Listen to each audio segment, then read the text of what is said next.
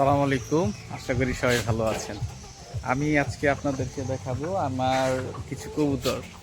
আমার পিছনে দেখতে পাচ্ছেন যে এই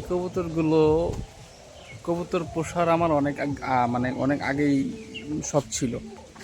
তো আমি প্রথম অবস্থায় বহু টাকা ধরা খাইছি, অনেক দামি দামি কবুতর কিনছি। 4,000 5,000 টাকা জোড়া আমি কবুতর কিনছি। তো 4,000 5,000 টাকা কবুতর জোড়া কেনার পরে সেই কবুতরগুলা বিড়ালে খেয়ে ফেলছিল। এখন পরে রাগ করে এক সময় আমি কবুতর পোষাই বাদ দিয়ে দিছিলাম। তো হঠাৎ মনে হইলো যে না, আবার কবুতর পুষি। তো সেই থেকে শুরু করে আবার নতুন করে কয়েক জোড়া কবুতর নিয়ে আসছিলাম, আমার আম্মা নিয়ে আসছিল 2-1 জোড়া। তারপর থেকেই কবুতর আবার নতুন করে হয়েছিল। এখানে কম আছে, ঘরের ভিতরে আরো বহু বহু কবুতর আছে।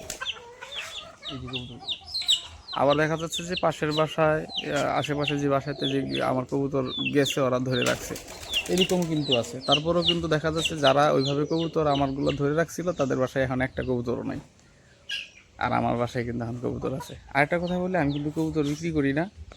মাঝে মধ্যে দুইটা খাইতে মন চাইলেও তারপরেও খাই না। মেহমান আসলে তাদেরকে খাওয়াই। আর তাছাড়া এমনি আমি শখ করে এই কবুতরগুলো পুষি।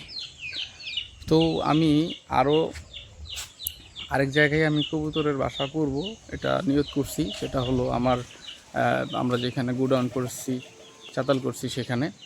তো ওই ভিডিওগুলো আমি আপনাদেরকে দিব, কিভাবে বাসা করব, কিভাবে কবুতরগুলোকে রাখবো। আশা করি এইখানে থেকে ওইখানে আরও বেশি ভালো হবে।